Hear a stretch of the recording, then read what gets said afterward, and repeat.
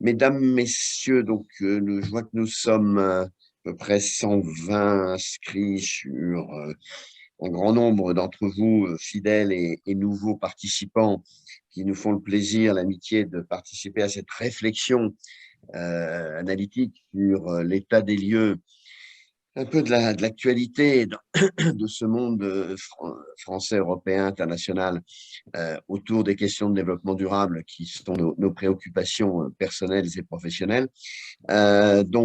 Merci d'être avec nous. On aura le plaisir d'échanger à partir de midi, après l'intervention, comme d'habitude, de nos deux expertes cette fois-ci. Et je salue tout de suite les deux expertes que je remercie également d'avoir accepté de joindre leur réflexion à la nôtre.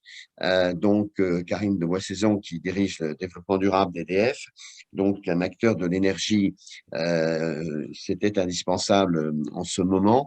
Et puis, Caroline Néron, qui anime un mouvement d'acteurs engagés dans ces questions, plutôt à haute dose de technologie et de jeunes entreprises à forte intensité sociétale, donc le mouvement Impact France. Et donc, ça sera intéressant d'avoir aussi de cette communauté un peu des réactions de fond. Voilà, donc merci à vous deux.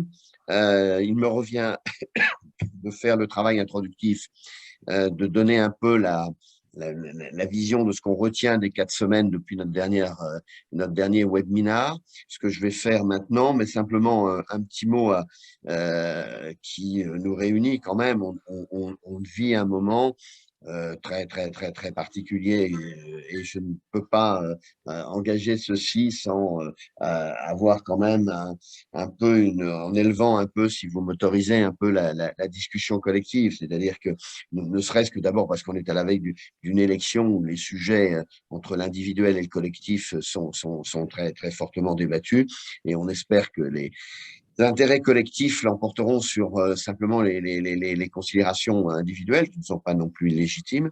Ça, c'est pour l'aspect français. Mais sur l'aspect international, évidemment, on ne peut pas ne pas avoir une pensée très émue pour le peuple ukrainien, la souffrance qui existe aujourd'hui, le retour en arrière, la régression colossale, barbare, qui existe à notre porte, qui est notre affaire, dans laquelle on est engagé. Et donc, c'était à la fois, je dirais, un moment qu'on ne voulait pas voir venir, ou qu'on n'a pas vu venir, et dans lequel on est en tout cas totalement lié et solidaire. Donc voilà, je me joins un peu à la pensée de toute cette population qui est vraiment dans la souffrance énorme, et que l'on espère pouvoir aider au mieux dans le temps qui vient. Voilà, le durable, c'est d'abord ça, c'est d'abord la vie de nos populations dans des conditions de valeur qui sont acceptables et pour lesquelles il faudra se battre plus que jamais. Merci de votre compréhension à tout ça, et donc j'engage la réflexion sur le moment actuel. Donc on va faire défiler nos slides et le résumé de la période telle que je le vois, je vous le soumets, c'est de penser que là, on a franchi en une période incroyablement courte une fracture entre évidemment des régimes autocratiques qui sont nombreux, on les a vus dans les décisions internationales, quasi à égalité avec les nations démocratiques aujourd'hui. Ça, c'est une nouvelle donne du monde, mais ceci remet en cause, on n'est plus du tout au temps de l'accord de Paris, tout le consensus climatique.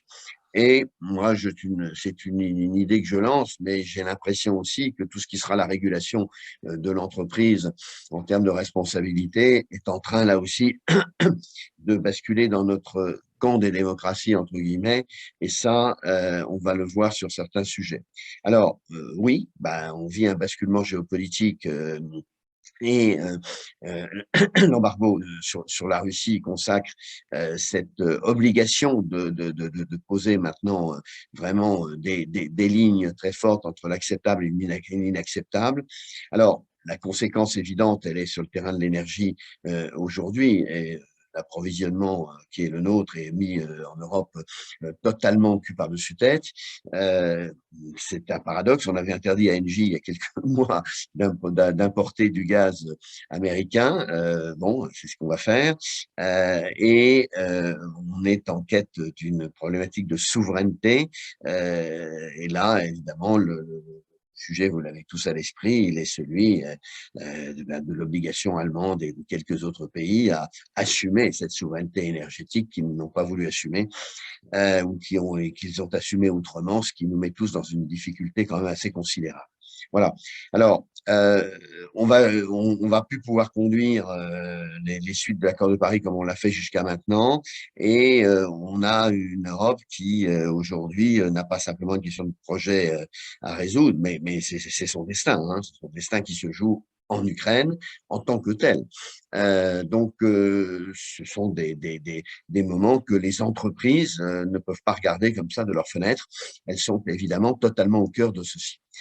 Alors, les entreprises doivent choisir leur camp. Je ne reviens pas, je vous renvoie à l'étude de Yale qui fait la liste des entreprises qui ont pris des décisions un peu, beaucoup, totalement, etc. On l'a vu, la différence de traitement entre certains acteurs, je cite BP versus Total, le cas plus particulièrement compliqué de Renault, gros investisseurs sur place, mais évidemment, avec une participation de l'État français, on n'imagine pas que Renault puisse être complaisant dans cette situation et donc on ne peut, sans porter de jugement à l'emporte-pièce contre X ou Y, on ne peut que aujourd'hui apprécier celle des entreprises qui mettent leurs principes, leur stratégie fondamentale en ligne avec leur comportement d'investissement. C'est comme ça. Alors, on voit bien dans cette obligation à prendre ses responsabilités qui, là, nous tombe dessus, hein, évidemment, la question qui va bien au-delà du risque de réputation et du risque juridique, on voit que ça, c'est extrêmement clair. Et pour ceux qui ont suivi ça de très près, la responsabilité géopolitique, elle est là. Elle existe, mais elle n'est pas nouvelle. Elle n'est pas nouvelle du tout. Elle avait commencé du temps de l'apartheid, elle s'est continuée sur énormément de conflits et simplement, dans la période néolibérale, les entreprises ont un peu joué avec ça. Et là, il n'est plus question. Voilà. Alors, ça, c'est pour, je dirais, la question plus générale. Maintenant, sur la question plus particulière de l'énergie qui est le cœur aujourd'hui de notre actualité durable en ce moment de guerre. Le concept de sobriété, qui n'est pas nouveau non plus, là, il devient le centre de gravité de toute la réflexion, sans qu'on sache très bien ce qu'on met derrière, même si différents acteurs se sont exprimés très clairement quand même dessus. Tant le président de la Creux, qui appelle à ce que vraiment on revienne, hein, ça me rappelle les temps du premier choc pétrolier, à des comportements qui sont des éco-gestes qui sont de raison, ce sur quoi a insisté GRDF récemment, RTE et d'autres acteurs. Je pense que Madame de Boissezon pour EDF en parlera également, mais il va falloir qu'on soit plus précis sur ce que veut dire la bonne consommation d'énergie dans nos pays, c'est-à-dire qu'au lieu de penser en permanence à une politique de l'offre, il faut s'occuper aussi de la politique de la demande et aussi peser sur nos comportements de consommation d'énergie et plus que Yaka faudrait en le faisant d'une façon certainement beaucoup plus stimulée et beaucoup plus suivie. Bon, ça, c'est un facteur avec lequel il va falloir vivre. Du coup, le rapport du GIEC prend tout son sens aujourd'hui. Vous avez noté simplement que sa prévision à la fin du siècle, aujourd'hui, nous ramène plus vers les 3 et au-delà que vers le 1,5 et le 2, et que la phrase du secrétaire général des Nations Unies, Guterres, disant des entreprises et des États, ils nous mentent, ils ne font pas ce qu'ils disent, on le fera, je pense, encore moins dans le contexte géopolitique dont on a parlé, et un des grands perdants, c'est bien sûr ce combat climatique de cette situation actuelle. Est-ce acceptable, tolérable? Les sociétés vont devoir s'en saisir plus nettement. On est là plus que jamais au pied du mur. Bon. À noter quand même l'effort de conseil de l'AIE qui est intéressant, qui tire la sonnette sur le retour du charbon et évidemment un certain nombre de pistes qui reviennent en permanence, mais on a l'impression que tout est bon pour ne pas agir. Alors, l'Union européenne, évidemment, est au cœur de son message là-dessus, avec une nouvelle copie énergétique à revoir, à reprendre. C'est évidemment une question stratégique dans notre rapport à l'Allemagne. C'est avec d'autres pays aussi, et la France dans ce domaine doit gérer aussi ses problèmes au regard de ceci. Donc, on les a un petit peu évoqués. Et notamment, il va falloir qu'on retrouve de l'acceptation et du consensus dans nos décisions. Peut-être que c'est l'intérêt de l'élection de faire naître des choix collectifs qui seront mieux assumés, et avec une réforme inévitable aujourd'hui, à la fois des questions de régulation de marché de prix, mais également, on le voit, la taxonomie n'est pas stabilisée, il y a des difficultés d'acceptation de certains points.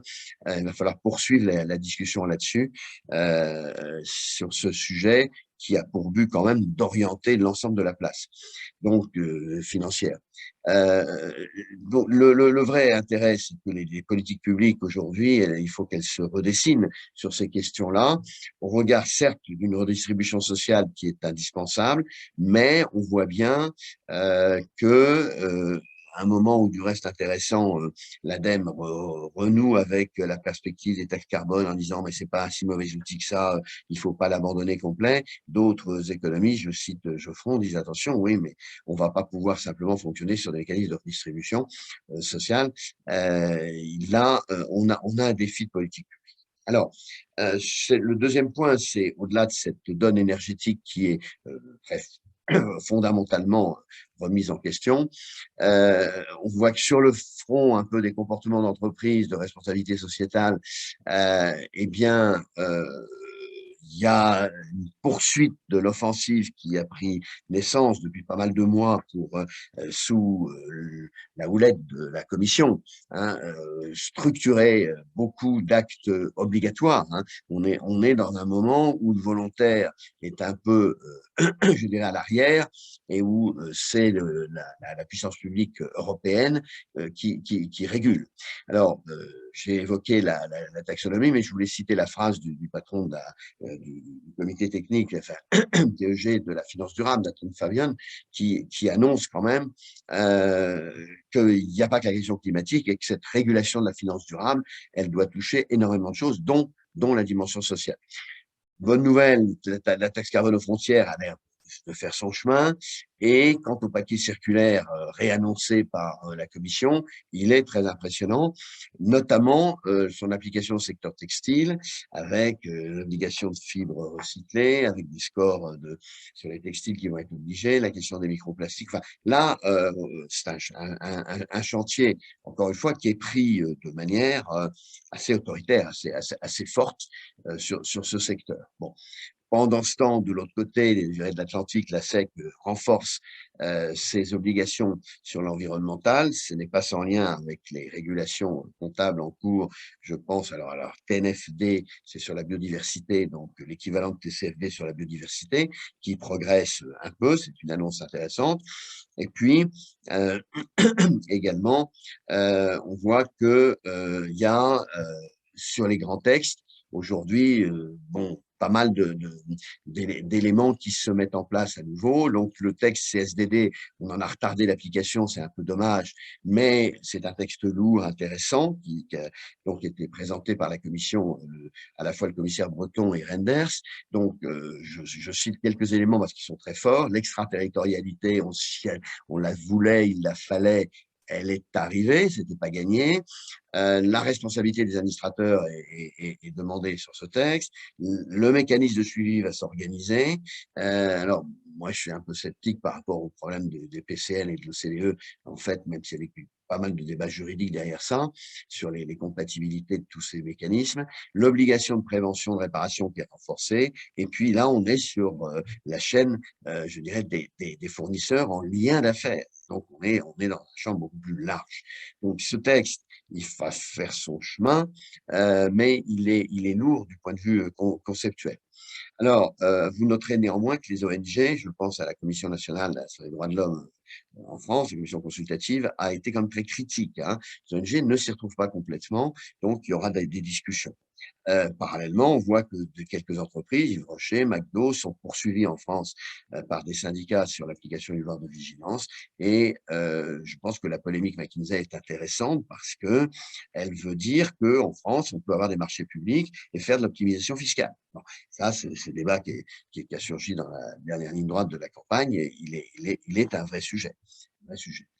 Alors, on avance sur maintenant la question des initiatives qui sont poussées dans le volontaire et pas simplement du fait de la régulation des acteurs, européens notamment.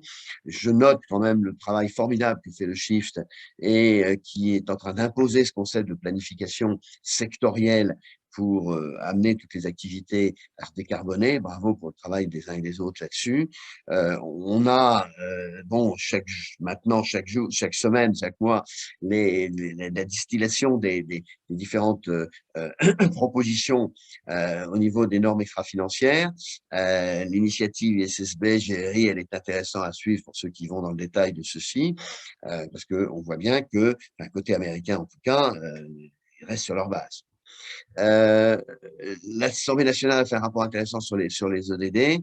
Je le cite parce que les entreprises ne sont pas encore convaincues du poids des ODD, qui ne feront que s'imposer probablement, mais peut-être elles doivent peut-être réviser un peu le rôle qu'elles attachent à ce référentiel mondial.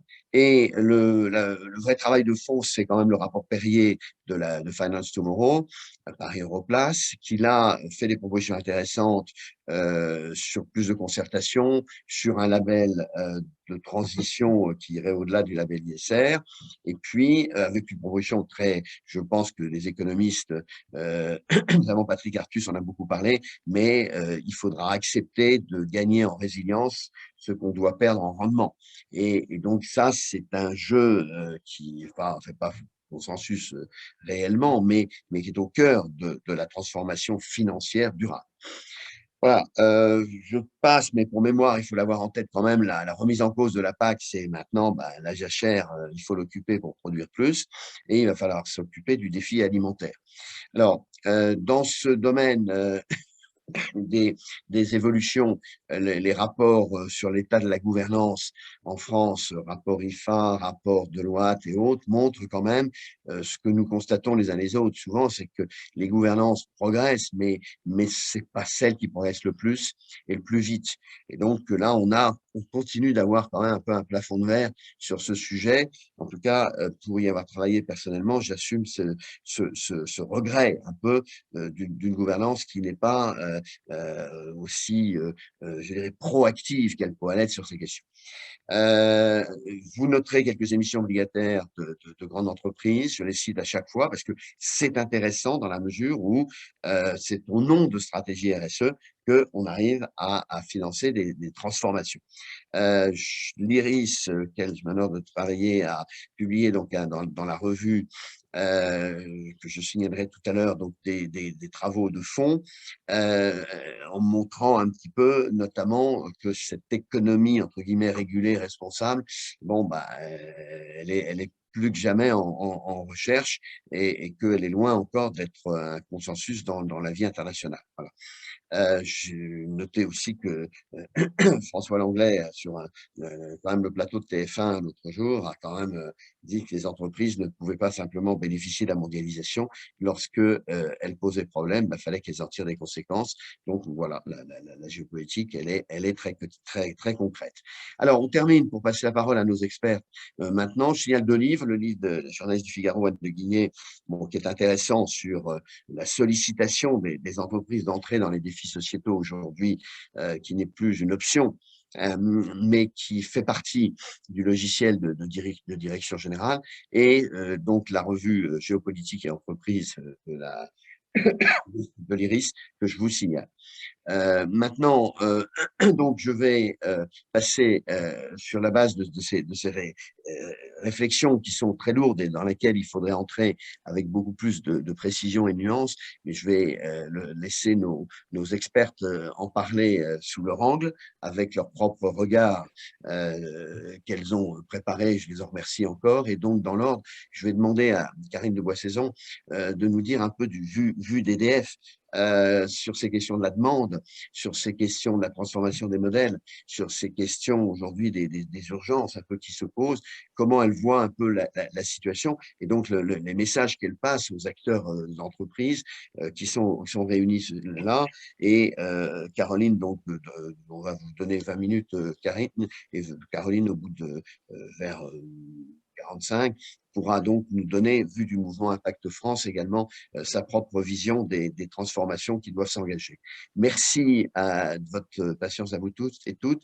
Et Karine, je me permets, je sais que vous avez un Covid, donc c'est courageux, mais Caroline aussi. Donc vous êtes, Caroline aussi. mesdames, vous êtes formidables, parce qu'il faut surmonter vous aussi les aléas sanitaires. Donc c'est d'autant plus sympathique. Merci à vous.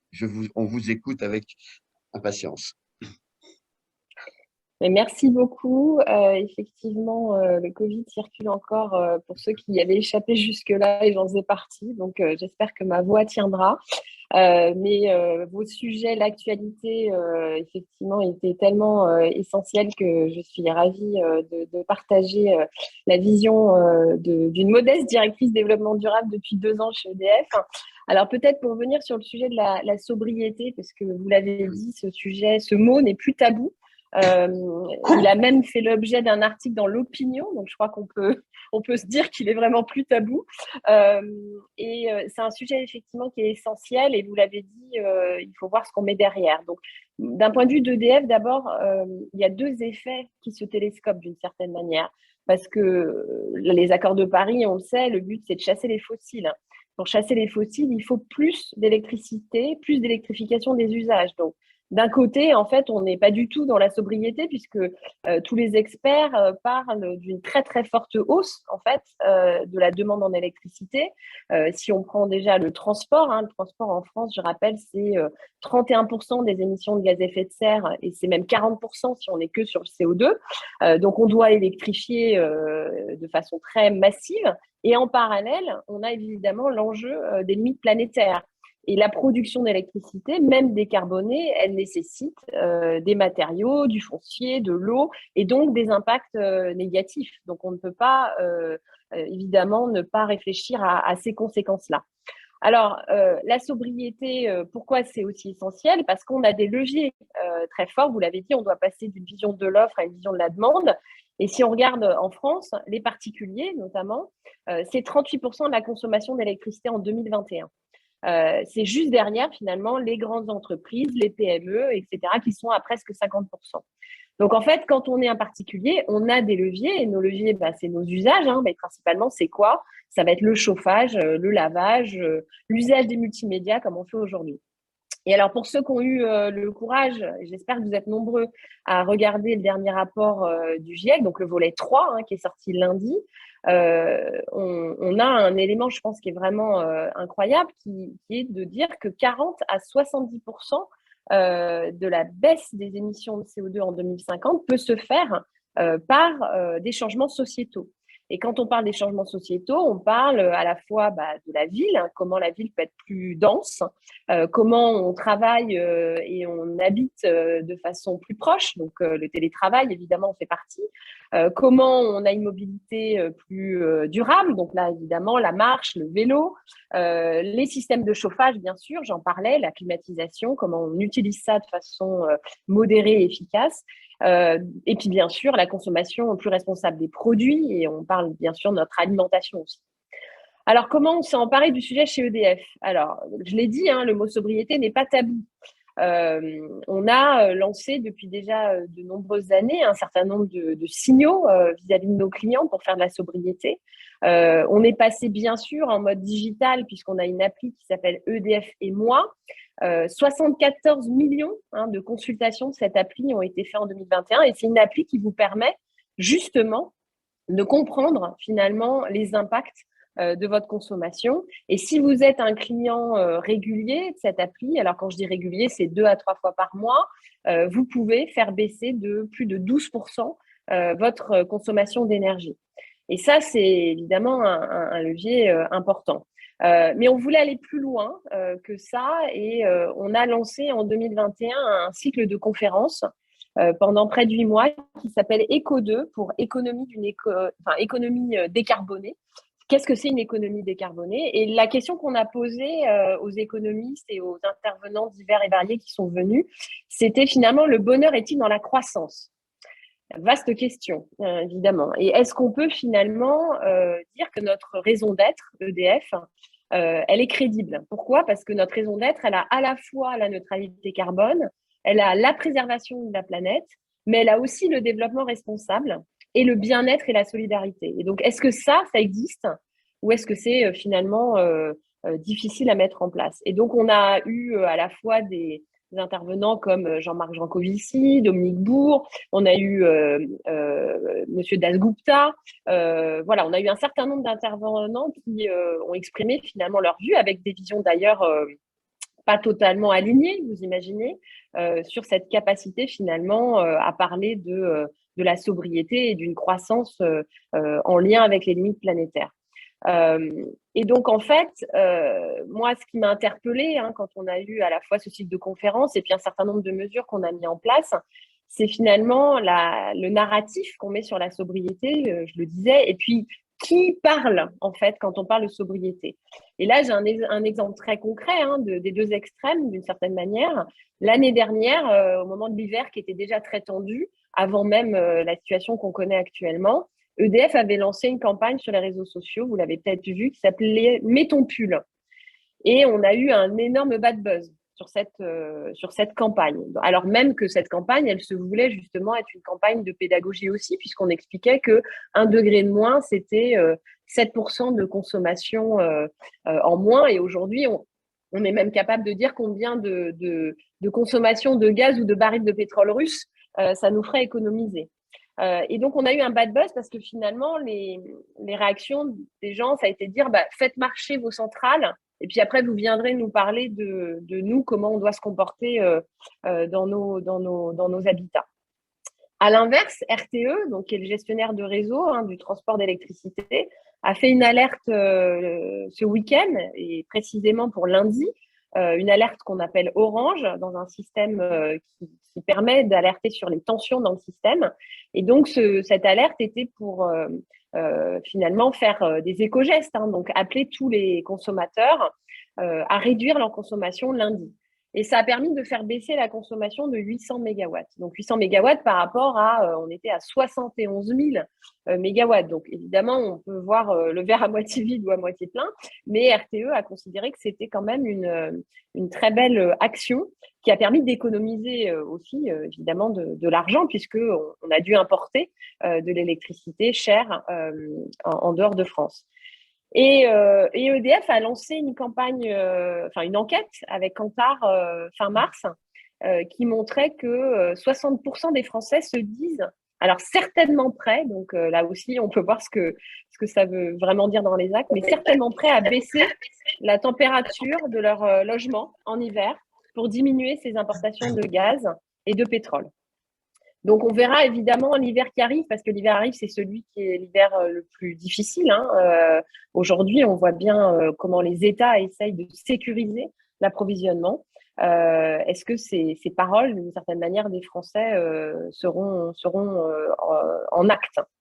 Alors, vous l'avez dit aussi, qu'est-ce qu'on met derrière la sobriété? Je pense que là, clairement, historiquement, dans le langage des électriciens, des énergéticiens, c'était quand même de l'efficacité énergétique, plus que de la baisse de consommation. Et donc, on en revient à cette notion de c'est quoi le modèle d'affaires, la transformation des modèles dont vous parliez, passer d'une économie de volume à une économie de fonctionnalité. Et voire même à l'extrême, est-ce qu'on parle de rationnement? Parce que là, évidemment, ça fait peut-être moins rêver quand on est sur une économie du rationnement comme on en parle finalement aujourd'hui. Alors, moi, je pense que la question pour nous, elle va être essentielle pour passer l'hiver, comme je le disais, l'hiver qui arrive.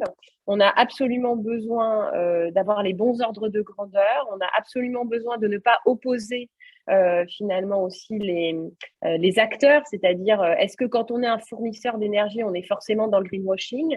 Est-ce que quand le gouvernement aussi finalement fait des subventions pour les gens qui roulent, est-ce que c'est ça le bon signal finalement pour faire de la sobriété? Parce que finalement, on oublie ce qu'est l'indicateur prix.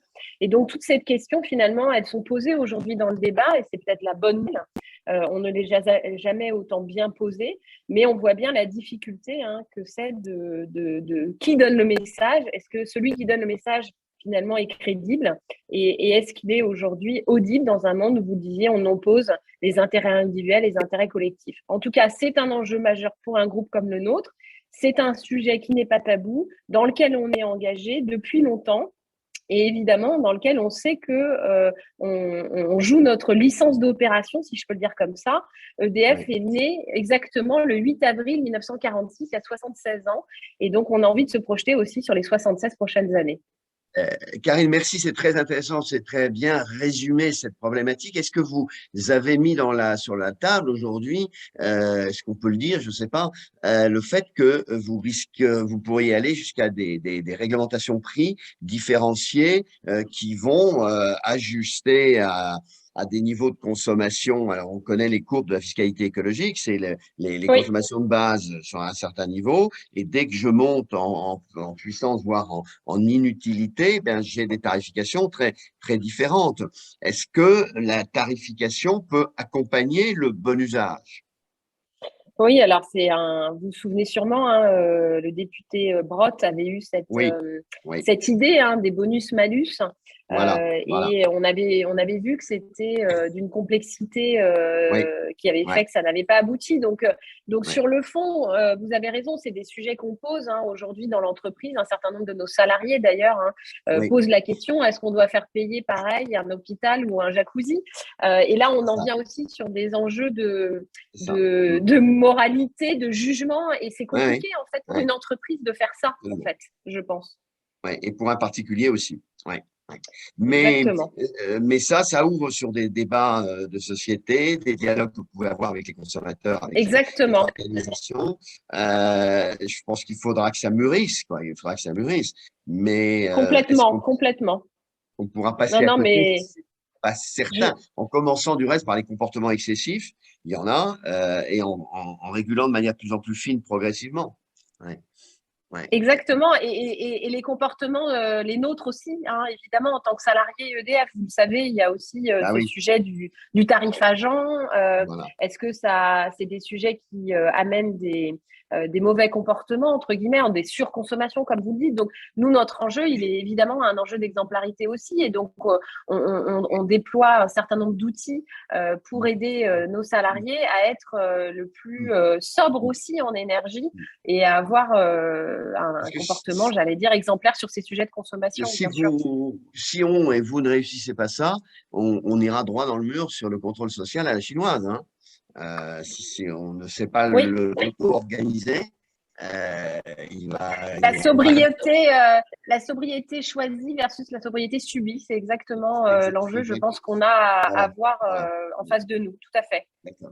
Donc ça, vous travaillez beaucoup là-dessus. Vous êtes, Ça fait partie effectivement des réflexions qu'on mène quand on parle de la sobriété. Quel type de ouais, solutions et d'offres on peut faire à nos clients sur ce sujet? d'accord. D'accord. Je vous laisse peut-être, donc merci de cet éclairage très important qui probablement donnera lieu à des décisions post-élection assez structurantes. Et peut-être sur les autres sujets, peut-être vous voulez ouvrir aussi sur d'autres Peut-être points. juste sur les points que vous avez mentionnés par rapport au programme politique, je pense Oui, qu'effectivement, en France, on a eu cette fâcheuse tendance à ne parler que de nucléaire versus renouvelable, et qui oui, évidemment, vous le savez bien, le petit, enfin c'est vraiment regarder le sujet avec le petit bout de la lorgnette, si je peux me permettre, puisque l'électricité c'est 5% hein, des émissions en France. Donc, tout ce qui est intéressant est ailleurs, en fait, en termes de chasser les fossiles.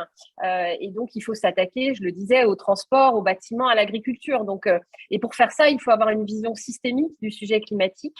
Et il faut évidemment penser les impacts sociaux. Et on le voit bien, en particulier avec la rénovation des bâtiments et les enjeux des passoires thermiques.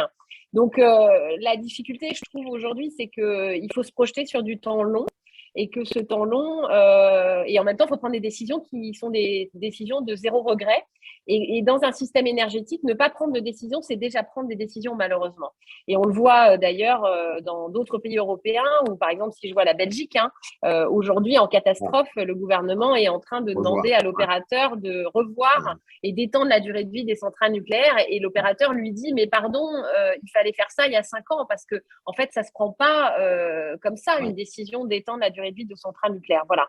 Donc c'est un peu la difficulté, c'est évidemment de bien remettre au centre du débat ces aspects systémiques, de ne pas regarder, encore une fois, l'opposition nucléaire renouvelable qui est totalement stérile, et au contraire, de voir, comme je le disais, la vision globale. Et donc, évidemment, on en revient aux décisions d'acceptabilité aussi des choix et comment nos concitoyens sont associés à ces choix. Et finalement, le grand regret que je pense on peut tous avoir, c'est que la Convention citoyenne pour le climat soit restée finalement aussi orpheline, puisque la loi climat résilience n'en a pris qu'une petite partie. Et on voit quand on éduque nos concitoyens, finalement, ils sont prêts à prendre des décisions qu'on peut appeler radicales, radicales dans le sens de retour aux racines et pas radicales dans le sens d'action de désobéissance peut-être civile, même si même nos scientifiques le font aujourd'hui. Vous avez vu peut-être Scientific Rebellion, 1200 scientifiques qui font de la désobéissance civile le jour du rapport de GIEC, puisqu'ils n'en peuvent plus de ne pas être entendus Ouais, correctement. Donc ouais, voilà, ouais, j'espère qu'on ouais, arrivera à remettre le ouais. citoyen au centre des décisions. Merci beaucoup, Karine. Ce sont des éclairages très, très précieux qui montrent la mobilisation qui est celle de la Maison EDF dans un contexte, en plus, qui est pour vous devenu très, très, très compliqué parce qu'à la fois, le contexte institutionnel vous met dans des systèmes de marché de prix qui sont quasi suicidaires. D'autre part, vous ne maîtrisez plus la chaîne complète de la relation client. Enfin bon, vous avez en même temps un Oui, paysage institutionnel aujourd'hui qui vous permet pas tellement de peser sur la société dans un rapport plus direct au consommateur comme vous y étiez autrefois. Et ça, alors oui, oui et non. Alors vous avez raison, hein, effectivement, la dérégulation a fait effectivement qu'on a à la fois cet impact très fort, puisqu'on est le plus gros producteur d'émissions, enfin d'électricité sans émissions directes de CO2 au monde. Donc on a une responsabilité majeure dans la décarbonation à la fois française et européenne.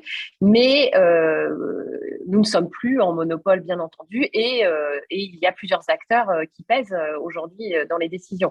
Mais là où on a quand même réussi à recréer du dialogue, on a lancé un grand programme d'intelligence collective qui s'appelle Parlons Énergie, et on est allé chez les Français justement l'automne dernier. On a appelé ça Parlons Énergie chez vous, et on a fait des milliers d'entretiens avec des voilà, Français pour ouais, justement comprendre ouais, ce qu'ils attendaient d'EDF dans la transition énergétique, et c'est essentiel de recréer ce lien en direct avec les Français. absolument, absolument. Je crois qu'on ne faut pas faire du durable si on ne le fait pas dans un dialogue direct avec les populations aujourd'hui. Encore une fois, c'est ça, ou c'est une approche démocratique, ou c'est une approche autocratique, mais là-dessus, il n'y a pas 36 solutions. Hein. Non, exactement. Merci, et c'est un savoir-faire pour les entreprises au cœur des directions de développement durable comme la vôtre, de maîtriser ceci, hein, parce que c'est en plus d'un point de vue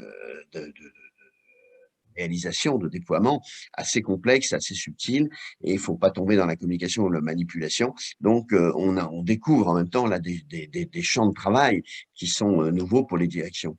Merci, Karine, de cette franchise et d'avoir posé bien les sujets. Peut-être on va demander alors maintenant à Caroline, si vous m'entendez, de pouvoir passer un peu à une autre version de l'approche de cette actualité. Aujourd'hui, c'est celle des acteurs mobilisés, celle des acteurs, on vous suit de très près, vous le savez, parce que vous réunissez à Impact France des tas de sociétés issues de l'économie sociale et solidaire ou de la tech qui sont sur le front de l'engagement. Et donc, comment vous saisissez de ces sujets-là aujourd'hui? Puis, on parlera peut-être un petit peu, puisqu'on est au cœur des questions de méthode, de mesure, un peu des travaux que vous faites. J'ai pu évoquer tout à l'heure aussi sur la commission de normalisation la réorganisation pour essayer de faire des normes avec les chantiers extra-FI. Tout ça, c'est vos sujets. Caroline, merci de nous donner un peu le point de vue de cette communauté engagée, s'il vous plaît. Déjà, bonjour à tous, merci beaucoup de cette invitation. Donc oui, le mouvement Impact France est réuni aujourd'hui. Toutes les entreprises qui ont choisi de mettre leur impact positif au cœur de leur modèle et d'aligner l'ensemble de leur modèle pour la recherche de cet impact positif. Donc ça, c'est le cœur de notre organisation, le cœur de nos adhérents. On a aussi trois autres typologies d'adhérents, ce qu'on appelle des entreprises en transition, qui sont des entreprises qui sont dans des dynamiques d'intégration de leur impact positif au cœur de leur modèle et qui alignent progressivement leur business model autour de ça. Donc, on parle notamment des entreprises labellisées B Corp, des entreprises à mission, des entreprises classiques aussi de l'ESS, mais qui ne sont pas des entreprises à impact, ou d'entreprises, par exemple, de secteurs engagés comme la bio. On a aussi dans notre mouvement tous les acteurs de l'écosystème à impact, qui est très important, et notamment la finance à impact, évidemment, dont on a pas mal parlé ensemble, Oui. et les réseaux d'entreprises engagées. Et donc aujourd'hui, au mouvement Impact France, on a des réseaux comme Commerce Équitable France, la Maison de la Bio qui réunit l'ensemble des syndicats représentatifs des acteurs de la bio, on a Bicorp, et voilà, on est en train de discuter avec des acteurs. On a aussi des acteurs et des réseaux locaux qui sont engagés, donc et thématiques et locaux. Donc, ça nous permet aujourd'hui quoi? Ça nous permet d'essayer de coaliser une nouvelle parole patronale, finalement une organisation patronale sociale et écologique qui vient apporter une nouvelle vision finalement de l'économie, une nouvelle vision de l'économie possible et en même temps ambitieuse sur les enjeux de transformation sociale écologique et en même temps ancrée dans le réel et les enjeux business aussi.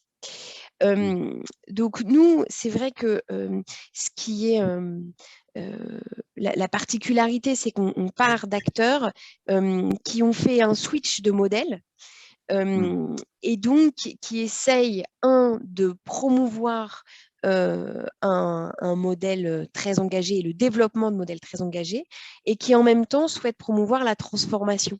Et donc c'est pour ça qu'on travaille beaucoup sur les enjeux de référentiel, de taxonomie, parce que l'enjeu c'est d'universaliser finalement les engagements pour toutes les entreprises. C'est qu'il ne puisse pas non seulement y avoir des pionniers qui portent un nouveau modèle, mais qu'évidemment ce modèle puisse se diffuser et que ce qu'on a appris pendant ces dernières années puisse se diffuser. Donc c'est vrai que nous, la vision qu'on peut avoir de la réalité de cette nouvelle économie, est-ce qu'elle dépasse l'univers aujourd'hui générationnel un peu de ce que ça a été l'ESS ou l'économie engagée, pour nous, c'est sûr que c'est oui. Et en même temps, et c'est une chance et un risque. C'est une chance parce qu'évidemment, on a de plus en plus de jeunes qui ont envie de créer des entreprises avec des modèles différents. Et on parlait, par exemple, on parlait de sobriété. Et effectivement, ça devient une clé d'entrée de Oui. toutes les entreprises et de presque tous les entrepreneurs engagés qui mettent l'impact positif au cœur de leur modèle. Sur les enjeux de santé, les acteurs engagés se retrouvent énormément sur l'enjeu de la fin de la surconsommation et voire de la sobriété, notamment médicamenteuse, mais pas seulement. Et donc, l'approfondissement de la prévention, par exemple, et de la bonne prise en charge au bon moment. Évidemment, c'est la même chose pour les acteurs du logement, pour qui les enjeux de sobriété sont extrêmement forts quand on veut quand on veut mettre l'impact positif au cœur de son modèle. Et sur l'alimentation, sur le textile. Aujourd'hui, tous les acteurs les plus nombreux qui nous rejoignent, puisqu'en fait, on est parti de 500 adhérents il y a 3 ans à peu plus de 10 000 entreprises représentées aujourd'hui, les acteurs qui nourrissent les rangs des nouvelles entreprises à impact sont animés par cet enjeu de la sobriété qui les relie. Et donc, on voit sur de nouveaux secteurs qui dépassent vraiment le SS traditionnel ou alors avec d'autres manières de faire, vraiment voilà, des entreprises qui se développent en gardant cet impact positif au cœur et toute une nouvelle génération d'entrepreneurs. Après, on a aussi toutes les entreprises qui souhaitent se transformer. Et là, une des forces, c'est la dynamique très positive autour de ça, l'approfondissement de la prise de conscience des enjeux RSE vis-à-vis des salariés, vis-à-vis des consommateurs, donc, qui se traduit dans de plus en plus d'entreprises qui souhaitent opérer ce mouvement. Et en même temps, le risque qu'il y a puisse y avoir une grande diversité d'engagements liés à une grande diversité de volontés, mais qui reste à la surface, en gros, et qui n'avance pas finalement sur l'évolution globale de leur modèle organisationnel et économique. Ouais. Ouais. Et donc, notre question, et c'est ce qu'on essaye de travailler le plus sérieusement possible, c'est comment on va pouvoir encourager mesurer ça. Déjà, encourager ceux qui ont envie de le faire à le faire vraiment, et donc les accompagner à trouver les ressorts d'une transformation durable. Et quels sont les enjeux clés pour une transformation durable qui va jusqu'à leur modèle d'affaires. Oui. Et puis après, comment le mesurer pour pouvoir donner de la clarté et aux acteurs publics, aux décideurs publics et aux décideurs acteurs privés, notamment les investisseurs, mais aussi une clarté vis-à-vis des consommateurs et des salariés, pour qu'il puisse y avoir, pour qu'il ne puisse ne pas y avoir non plus un retournement. Et j'en finirai en disant qu'on a fait une étude Harris Interactive à l'occasion des présidentielles pour voir quelles sont les attentes aujourd'hui des Français sur l'engagement social et écologique des entreprises. Et quels sont leurs avis. Et en fait, on a un avis qui commence à devenir très contrasté, c'est-à-dire beaucoup d'attentes, une certitude que, par exemple, sur les enjeux de réduction des énergies, dont on vient très bien de parler, et Karine vient très bien de parler, il y a un enjeu citoyen. Mais il y a un enjeu des entreprises et qu'il y a une attente à ce que l'acteur entreprise, comme l'acteur public, se mobilise au moins autant que ce qu'on demande aux citoyens. Et voir qu'il peut être un acteur intermédiaire permettant d'accélérer l'engagement citoyen et permettant aussi d'amortir le choc. Vous voyez très bien ce que je veux dire quand on parle de baisse de la consommation carbone. Si les entreprises s'engagent dans un mouvement fort auprès de l'État, et peut-être de manière encore plus forte que les citoyens, quelque part, l'impact environnemental, l'empreinte carbone, notamment d'une entreprise, elle est faite aussi de l'empreinte carbone de ses salariés. Et le mouvement d'entraînement et d'accompagnement que pourrait avoir l'entreprise comme acteur intermédiaire peut être clé. On pense évidemment au développement, Et du coup, c'est ce qui nous paraît intéressant aujourd'hui. Comment on peut faire de l'entreprise un vrai relais soutien des engagements aussi des citoyens. Et on voit que les citoyens sont extrêmement méfiants maintenant des engagements. C'est-à-dire qu'il y a un retournement ces 3 dernières années et que les citoyens consommateurs salariés sont méfiants à plus de 75% des engagements des marques. Donc, ça veut dire que ça peut se retourner. Donc, à un moment où le GIEC nous dit accélérons, tout le monde doit être mobilisé et les objectifs doivent être clairs pour tout le monde et tout le monde doit se donner des objectifs clairs et les remplir.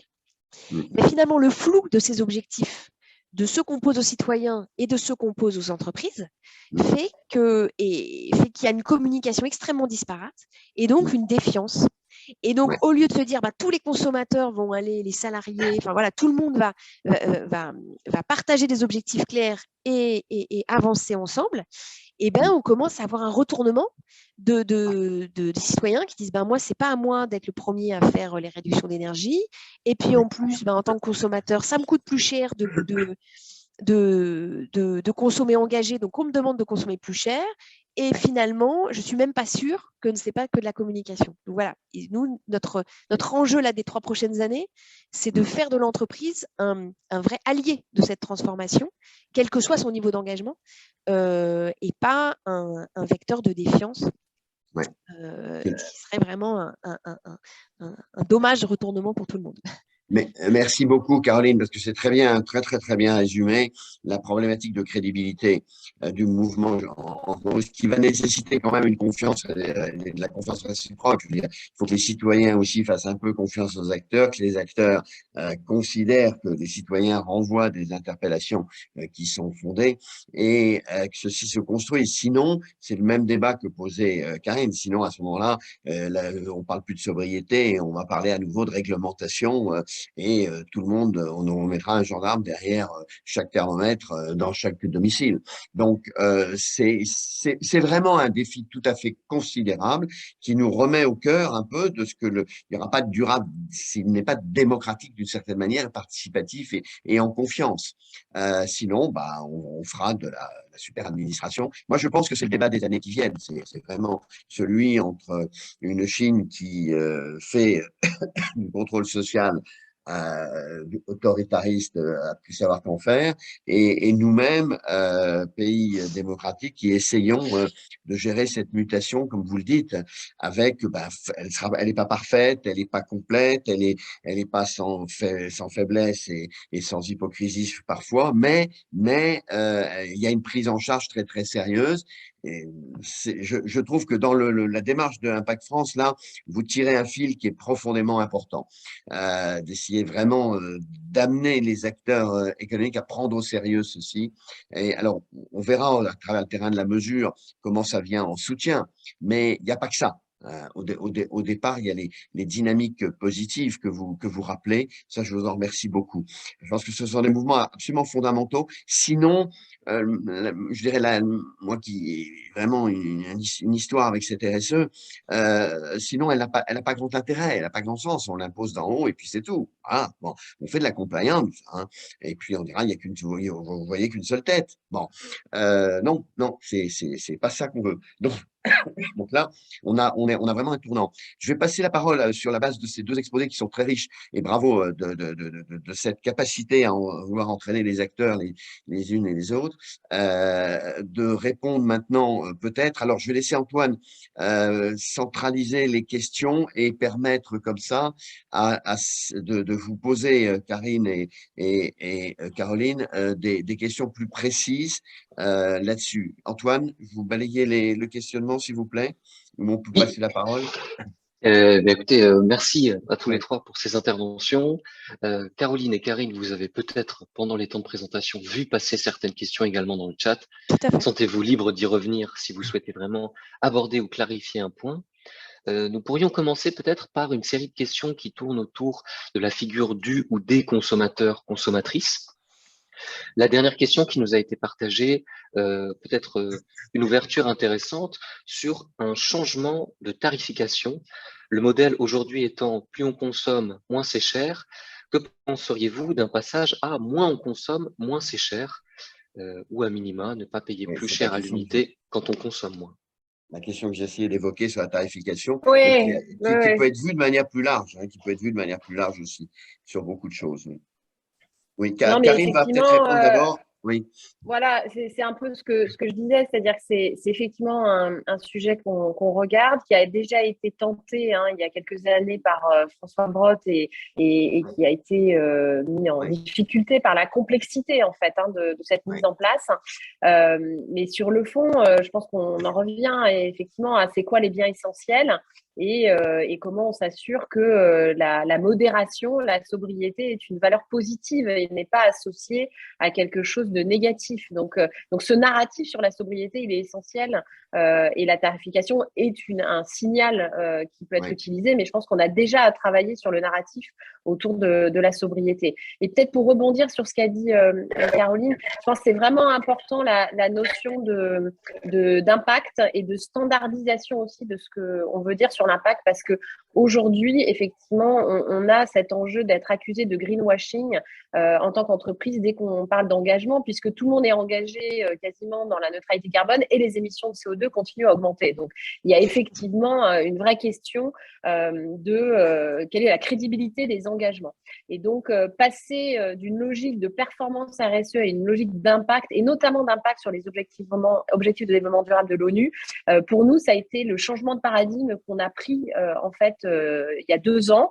Et donc, on a publié notre premier rapport impact. On est en train de travailler sur l'impact score d'ailleurs du mouvement impact, parce que on peut être très bon dans des agences de notation extra-financière en étant très négatif en impact. Donc, il faut absolument changer cette sémantique, à mon avis, pour justement reprendre la confiance dans les engagements qui sont pris aujourd'hui par les entreprises. Vous voulez compléter, oui, Caroline? Parce que c'est vraiment important. La très bonne question. C'est ce sur quoi on travaille très sérieusement, sans avoir trouvé la martingale, mais ce sur quoi on travaille de manière très, très importante aujourd'hui, et ce sur quoi aussi on bute avec les décideurs économiques et politiques, très concrètement, il faut le dire, sans détour à un jour des présidentielles. La question aujourd'hui, du fait que c'est beaucoup plus cher de consommer quand les choses ont été faites très bien, alors on va dire, c'est un peu moral de dire très bien, mais avec un impact environnemental le plus bas et avec un impact social le plus positif, c'est quand même une énorme question.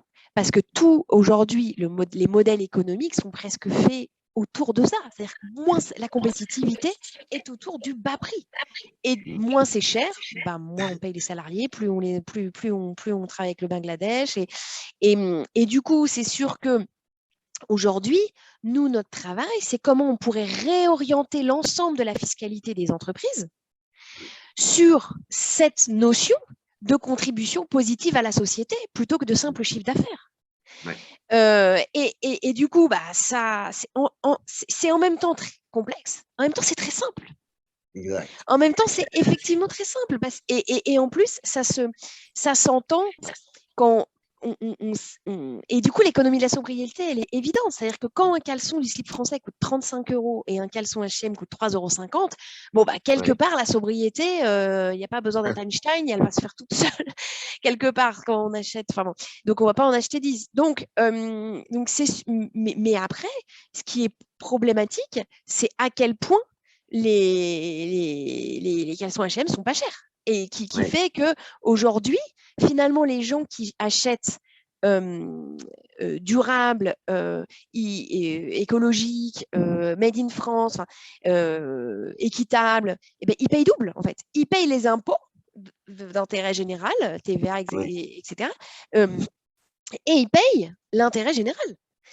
Donc, c'est évidemment un des biais, et presque un des seuls biais, pour avoir une compétitivité qui ne soit pas ce qu'on appelle, nous, une prime au vice, mais une prime à la vertu. C'est une fiscalité, à minima, qui soit réorientée autour d'autres choses que des simples bénéfices. Et donc, c'est tout le travail qu'on fait, et puis on a vraiment cette chance aujourd'hui de partir d'acteurs engagés, mais de pouvoir travailler avec des entreprises de plus en plus qui sont de plus en plus grandes, qui sont de plus en plus outillées, de travailler aujourd'hui avec des adhérents chez nous qui sont la Poste, la Maïf, Groupe AMA, Groupe Up, Biocop, enfin voilà, des grands groupes qui sont en capacité de participer à cette réflexion et qui sont ambitieux.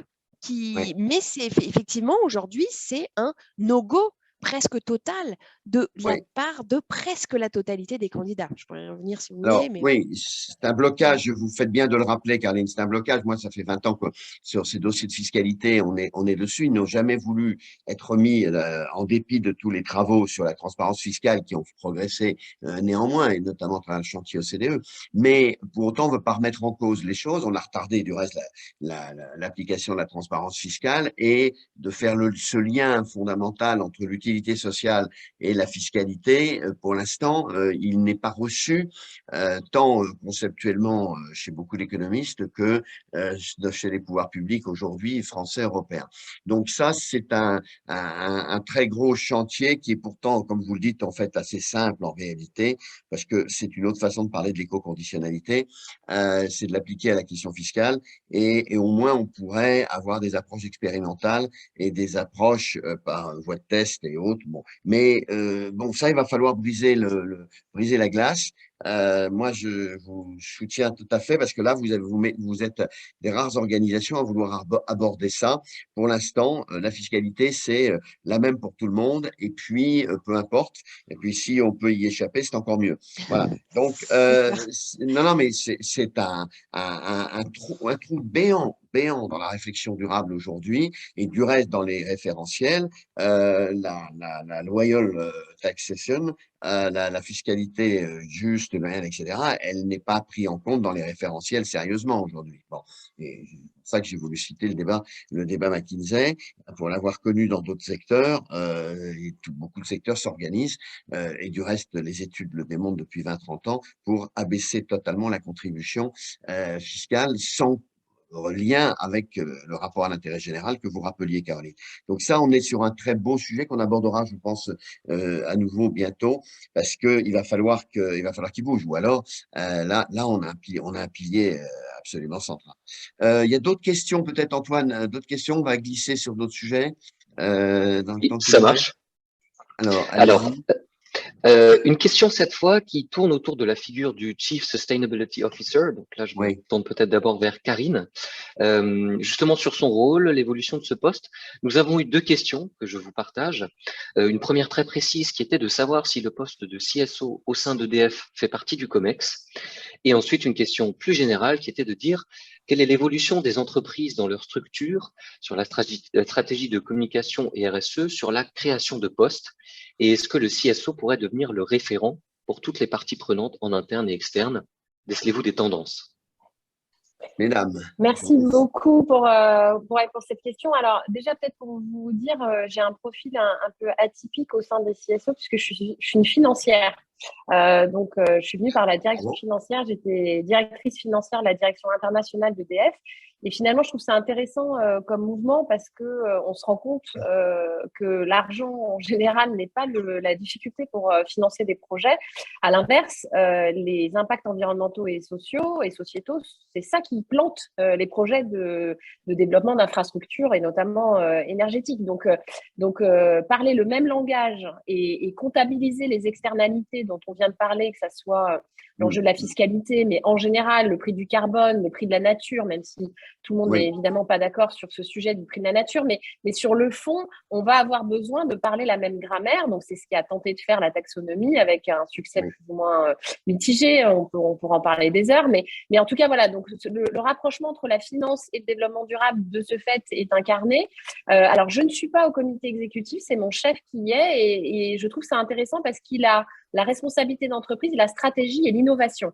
Et moi, je trouve que c'est vraiment une très belle incarnation d'une certaine manière parce que ça permet d'être à la fois dans le cœur du réacteur, hein, c'est-à-dire le développement stratégique, mais aussi dans l'innovation, qu'elle soit sociale ou technologique, parce qu'on parle beaucoup d'innovation technologique, mais finalement, l'innovation sociale est aussi essentielle. Et je vous parlais de l'intelligence collective, et c'est typiquement dans cette direction qu'on a lancé tous les programmes d'intelligence collective au sein du groupe. Alors, le rôle de CSO et comment il évolue. Alors, d'abord, la gouvernance, hein, je pense, de la RSE et comment elle a évolué. Nous, on a nommé des référents climat, par exemple. On a un référent climat au conseil d'administration. On a un référent climat au comité exécutif.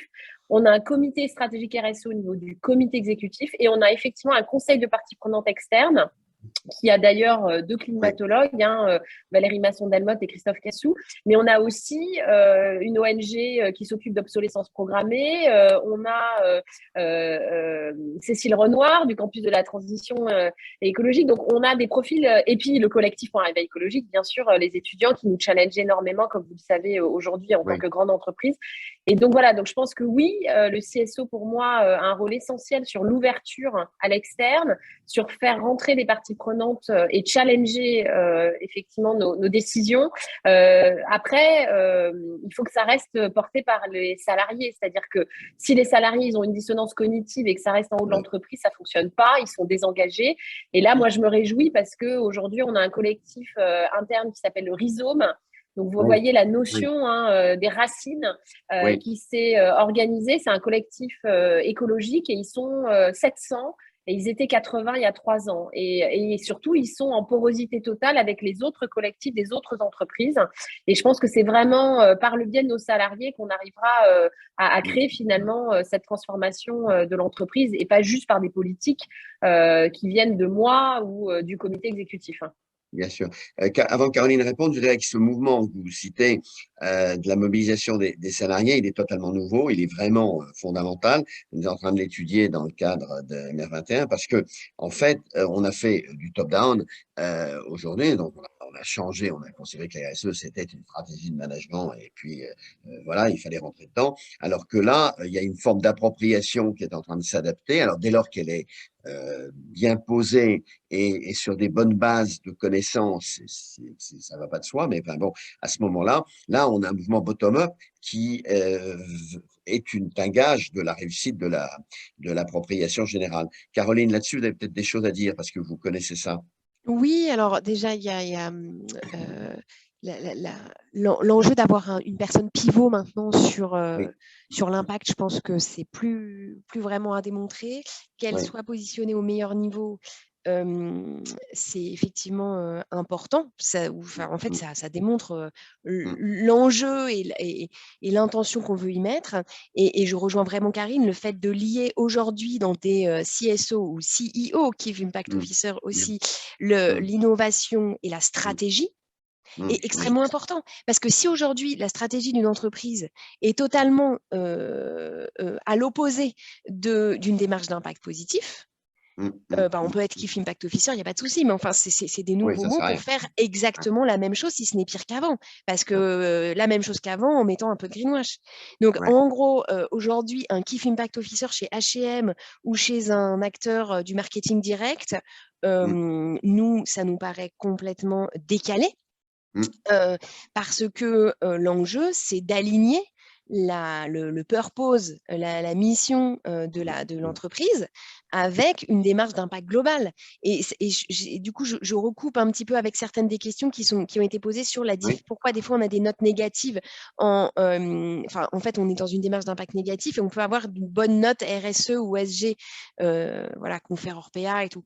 En gros, il y a 3 visions sur l'impact, 3 enjeux sur l'impact pour aligner une démarche globale. Il y a l'enjeu de l'impact positif. Et donc, qu'est-ce qu'aujourd'hui, sur les principaux objectifs de développement durable, comment je positionne ma stratégie pour avoir un impact positif sur un ou plusieurs de ces objectifs. Ça, c'est la démarche d'impact positif et les actions qui sont liées à ça et comment ça rayonne et comment ça draine ou pas la stratégie de l'entreprise et notamment sa stratégie aussi business.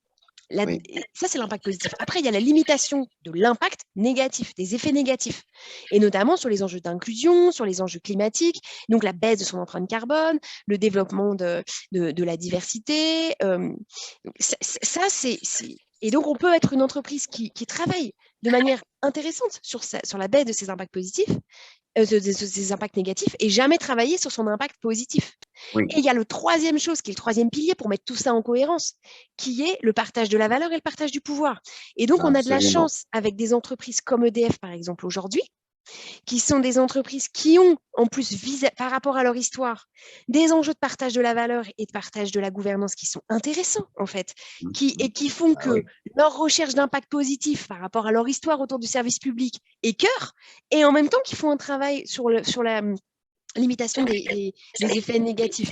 Ce qui fait que des entreprises, c'est pas pour rien qu'on travaille très bien, voilà, encore une fois, avec EDF et Karine en ce moment, et qu'on travaille aussi avec La Poste. Enfin, voilà, on a des entreprises qui sont avancées sur ces piliers.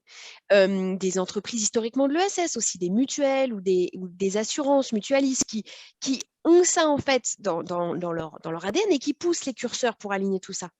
Et après, on a des entreprises qui étaient très brillantes sur des enjeux RSE et qui doivent aligner les 2 autres piliers et qui ont été avancés. Mais l'enjeu, c'est l'alignement de ces 3 piliers, c'est ça l'impact.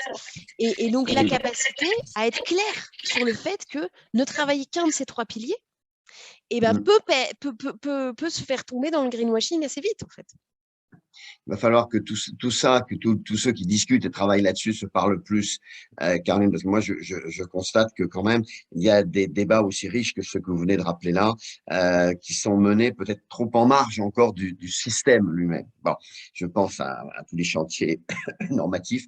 Et donc, il va falloir relier tout ça ensemble Oui, aussi. bien sûr. Nous, on était avec la Commission européenne hier pendant 1 heure au téléphone. Donc, on voit très bien cet enjeu-là, qui est vraiment, en fait, l'enjeu de monter aussi d'un cran au niveau européen, en fait. Absolument. Mais qui est en train vraiment de se faire. Autant il y a 1 an, je vous aurais dit, bon, mais là, vraiment, les choses sont en train de se raccrocher et ça, c'est plutôt de bon augure. Et je vous remercie parce que vous avez l'audace un peu de ne pas jouer le côté tabou sur le partage de la valeur, qui est un sujet qu'on n'avait pas mis dans la RSE de l'origine et qui évidemment est aujourd'hui incontournable dans une logique de durabilité avancée. Donc merci de le poser là aussi et il va falloir le travailler et le rendre beaucoup plus opérationnel.